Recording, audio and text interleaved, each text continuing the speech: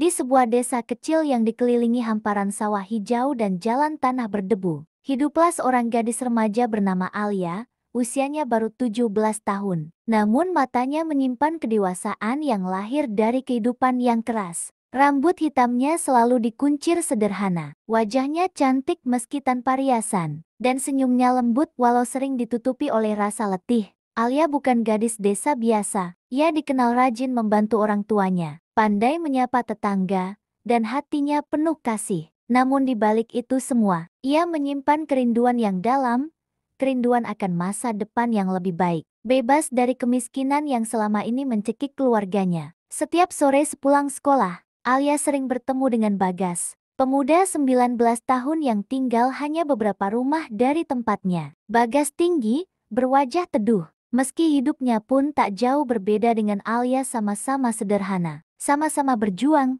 Pertemuan mereka bukan sesuatu yang istimewa bagi orang lain, tapi bagi Alia, setiap langkah pulang bersama Bagas adalah momen yang menumbuhkan harapan. Di tepi jalan setapak, sambil memegang buku lusuh, Alia mendengarkan Bagas bercerita tentang mimpinya ingin merantau ke kota, bekerja, lalu kembali dengan keberhasilan. Alia tersenyum kecil, menatap Bagas dari samping. Dalam hatinya, ia percaya, lelaki inilah masa depannya, lelaki yang akan ia dampingi, yang akan ia cintai dengan tulus. Meski jalan di depan mereka penuh ketidakpastian, seringkali Bagas menggoda Alia dengan tawa ringannya, dan Alia hanya menunduk malu, membalas dengan senyum yang hangat. Senyum Bagas, meski sederhana, adalah semangat hidup bagi Alia ketika lelah belajar. Ketika lapar karena tak ada lauk di rumah, mengingat senyum itu sudah cukup membuatnya kembali kuat. Hari-hari terasa berat, tapi bersama Bagas,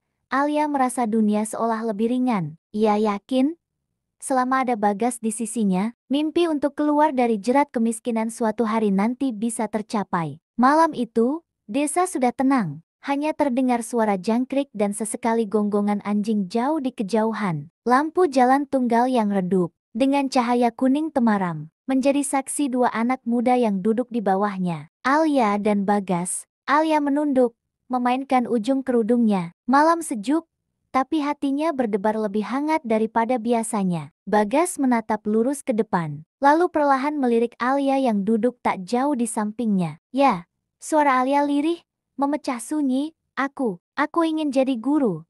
Gas, aku ingin anak-anak di desa ini gak putus sekolah, biar mereka bisa lebih pintar. Gak kayak aku yang harus susah-susah.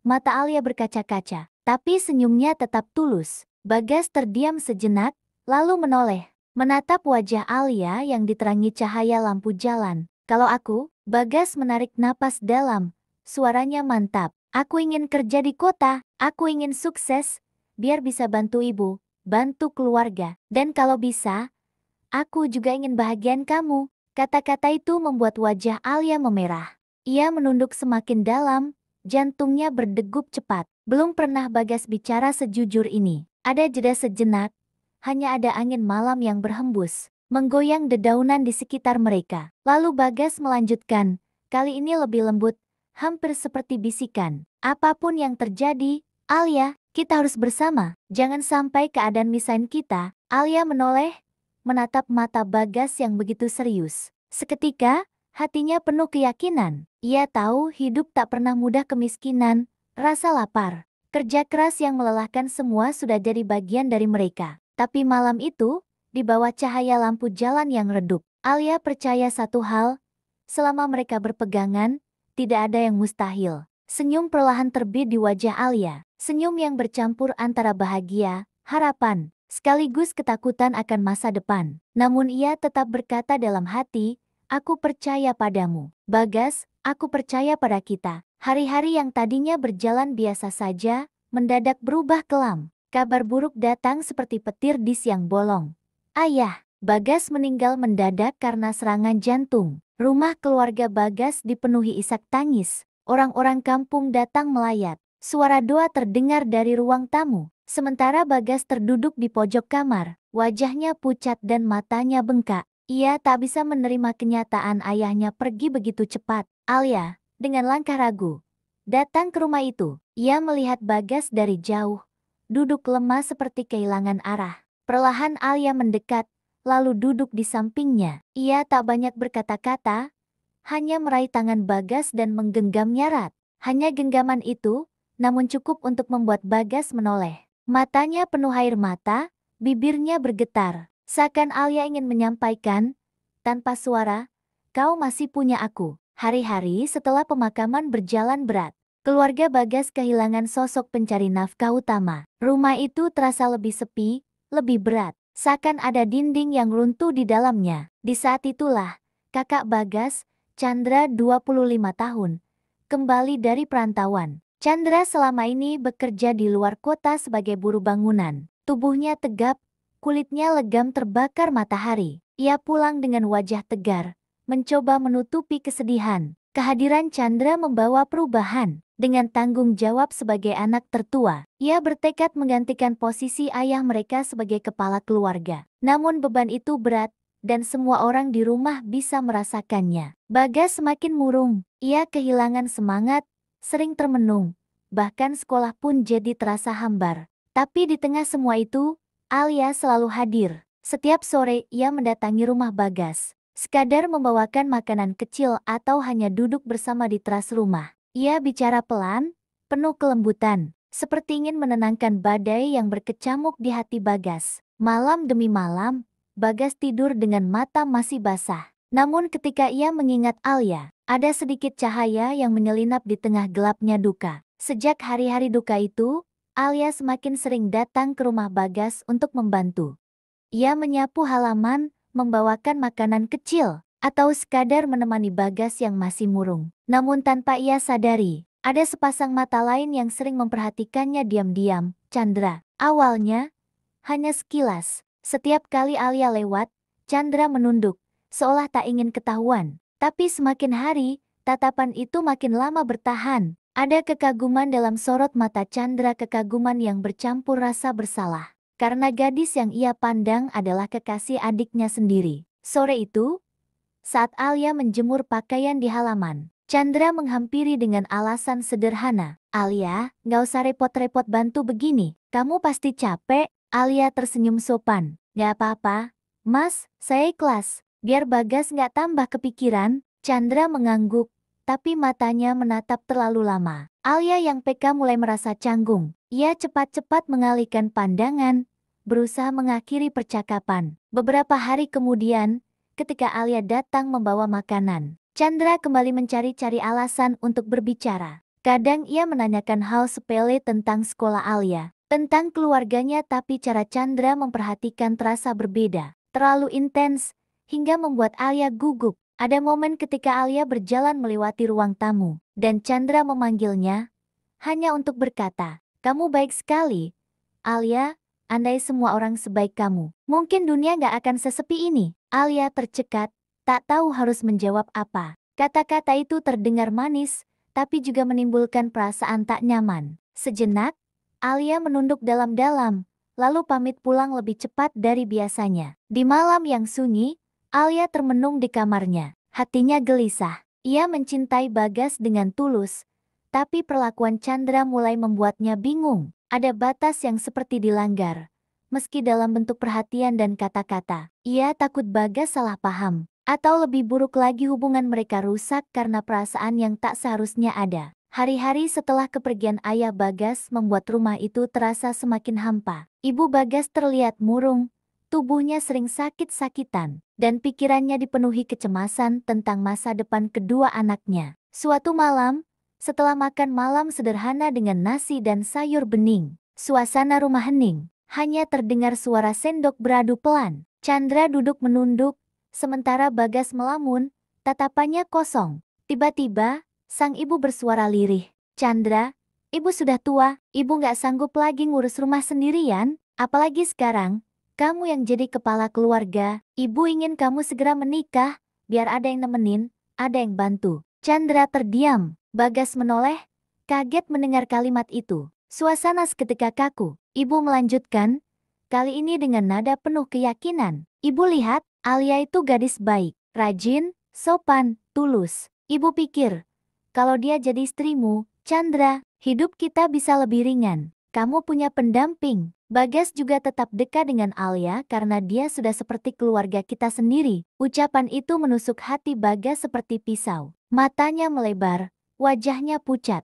Dalam hati ia berteriak, "Alia, kekasihku, disebut untuk kakakku." Tapi Bagas tak sanggup berkata-kata, hanya menunduk, menahan gejolak yang meledak dalam dadanya. Sementara itu, Chandra juga terperangah. Baginya, ini seperti mengiyakan apa yang diam-diam mulai tumbuh dalam hatinya. Namun juga menimbulkan rasa bersalah. Ia menatap ibunya dengan ragu, tapi tatapannya sekilas melirik ke arah Bagas yang tertunduk. Di kamar malam itu, Bagas menangis tanpa suara. Ia mengepalkan tangan, menekan dadanya yang terasa sesak. Semua janji, semua mimpi bersama Alia, seakan berada di ujung tanduk. Dan di rumah Alia malam itu, ia pun tak bisa tidur. Ia memikirkan tatapan Chandra akhir-akhir ini. Juga bayangan wajah Bagas yang penuh duka. Ia tak tahu badai besar sedang menunggu di hadapannya. Hari itu matahari bersinar terik, namun hati Alia terasa dingin. Ia dipanggil ke rumah keluarga. Bagas,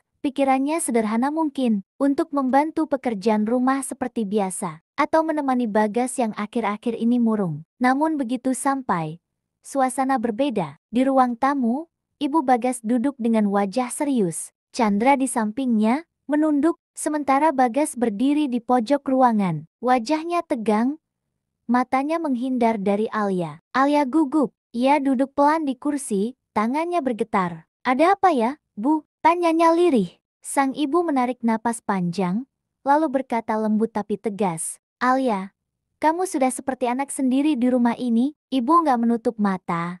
"Kamu gadis baik, rajin, dan tulus. Karena itu, ibu ingin menjodohkanmu dengan Chandra." Seakan dunia berhenti berputar. Alia tercekat, matanya melebar. Kata-kata itu terdengar asing, menyesakkan. Sebelum sempat ia bereaksi, Chandra angkat bicara, suaranya berat namun jelas. "Alia, aku ingin menikah denganmu. Aku tahu ini mendadak, tapi aku serius. Aku ingin kamu jadi pendamping hidupku." Sekujur tubuh Alia kaku. Jantungnya berdegup tak karuan. Kata-kata itu menampar batinnya. "Menikah? Dengan Chandra, kakaknya Bagas? Kekasihku sendiri?" Matanya sekilas mencari Bagas, berharap ada penjelasan, harapan, atau pembelaan. Tapi Bagas hanya berdiri membisu, menunduk, seolah seluruh tenaganya hilang. Alia ingin menjerit. Ia ingin mengatakan cintanya hanya untuk Bagas, bahwa hatinya sudah tertambat sejak lama. Tapi lidahnya keluh. Ia tahu, penolakan berarti menyinggung keluarga, melukai hati ibu, bahkan bisa menghancurkan hubungan yang selama ini ia jaga. Detik itu, air matanya mulai menggenang. Ia mencoba tersenyum tipis, tapi senyum itu penuh getir. Dalam hati ia bergumam, "Tuhan, mengapa aku harus mendengar ini? Mengapa cinta yang begitu tulus harus dibalas dengan luka?" Langkah Alia pulang terasa berat, seolah setiap jejak kakinya menancap pada tanah dengan luka yang dalam. Wajahnya pucat, matanya sembab. Ia tidak berani menoleh ke belakang, takut melihat rumah Bagas yang kini terasa asing baginya. Begitu tiba di rumahnya yang sederhana, ia menutup pintu kayu rapuh itu perlahan. Tubuhnya langsung merosot, duduk di lantai tanah yang dingin. Air matanya jatuh begitu saja, deras, tanpa bisa dihentikan. Tak ada suara tangis keras, hanya isakan tertahan. Tangisan yang tidak ingin didengar siapapun. Tangisan tanpa suara tapi justru itulah yang paling menyayat. Alia menekan bibirnya dengan tangan, berusaha agar suara tidak keluar. Ia takut ayah dan ibunya yang sudah tua dan sakit mendengar. Mereka tak tahu apa yang ia alami. Baginya, mereka sudah cukup menderita, tak perlu ikut menanggung luka hatinya. Dalam pikirannya, kenangan Bagas berkelebat. Senyum itu bukan sekadar lengkungan bibir yang indah, melainkan cahaya yang lahir dari hati yang saling percaya. Saat Alia berbicara tentang mimpinya ingin menjadi seorang guru, dan Bagas menyahut dengan cita-citanya ingin bekerja di kota demi masa depan, senyum mereka menjadi saksi betapa tulusnya harapan. Dua anak muda yang masih berdiri di persimpangan kehidupan. Senyum itu adalah bahasa cinta tanpa kata, yang menegaskan bahwa mereka saling menguatkan dan percaya pada masa depan bersama. Meskipun kenyataan hidup di desa seringkali keras, di bawah cahaya redup lampu jalan, janji itu lahir begitu polos, namun memiliki bobot yang lebih berat dari apapun yang mampu mereka pikul. Apapun yang terjadi, kita harus bersama. Kata-kata sederhana itu mengikat dua hati yang masih rapuh, menjadikannya tali penguat saat badai kehidupan datang menghantam. Janji itu bukan tentang kemewahan, melainkan tentang kesetiaan dan keberanian untuk menggenggam tangan satu sama lain. Meski mereka tahu langkah ke depan penuh dengan rintangan, dalam keheningan malam desa, janji itu bergema di dada mereka, seakan menjadi doa yang tak pernah usang. Tatapan itu bukan tatapan biasa, melainkan tatapan seorang pemuda yang berusaha menggenggam masa depan. Dengan tangan kosong, namun penuh keyakinan, Bagas menatap Alia, seolah dunia yang keras bisa ia taklukkan asal gadis itu ada di sisinya. Di mata Bagas, Alia bukan hanya gadis manis tetangga rumahnya, tapi juga cahaya yang menuntun langkahnya menuju kehidupan yang lebih baik. Tatapan itu menumbuhkan rasa aman dalam hati Alia, menyalakan keyakinan bahwa cinta mereka bukan hanya mimpi remaja, melainkan kekuatan untuk bertahan dari segala kesulitan.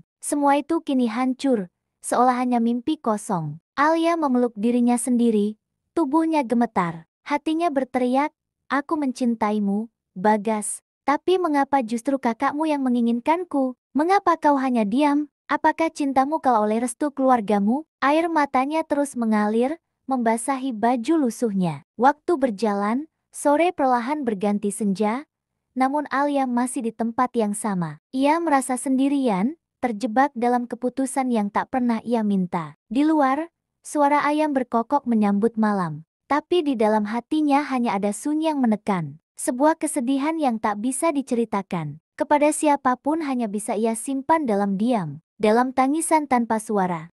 Malam itu, bulan purnama menggantung di langit desa. Angin berhembus pelan, membawa dingin yang menusuk hingga ke tulang. Alia duduk di ranjang kayu kecilnya, matanya masih sembab setelah berjam-jam menangis. Ia menatap langit-langit rumah yang reyot, mencoba mencari jawaban dari semua yang menimpa dirinya. Namun, jawaban itu tak pernah datang. Yang ada hanya rasa sesak yang makin dalam. Dalam hati, ia berbisik lirih, "Mungkin ini takdirku. Mungkin Tuhan menulis jalan yang berbeda untukku. Kalau aku harus bersama Chandra, aku akan terima, meski hatiku hancur. Meski aku harus mengubur cintaku sendiri pada Bagas." Air mata kembali mengalir. Tapi kali ini bukan hanya karena sakit, melainkan karena pasrah. Alia merasa seolah menyerahkan seluruh hidupnya kepada arus yang tak bisa ia lawan. Ia menggenggam kain lusuh pemberian ibunya, seakan mencari kekuatan. Ingatannya kembali pada wajah orang tuanya yang renta dan sakit-sakitan. Mereka adalah alasan terbesar ia bertahan. Kalau aku menolak,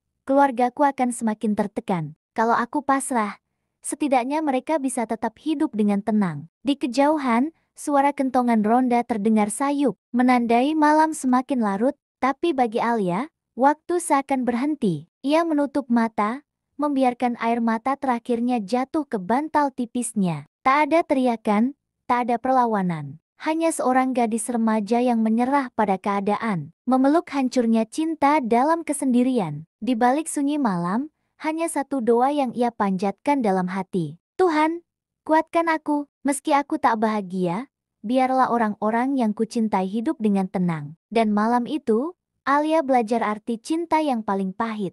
Cinta yang tulus, tapi harus ia relakan demi orang lain.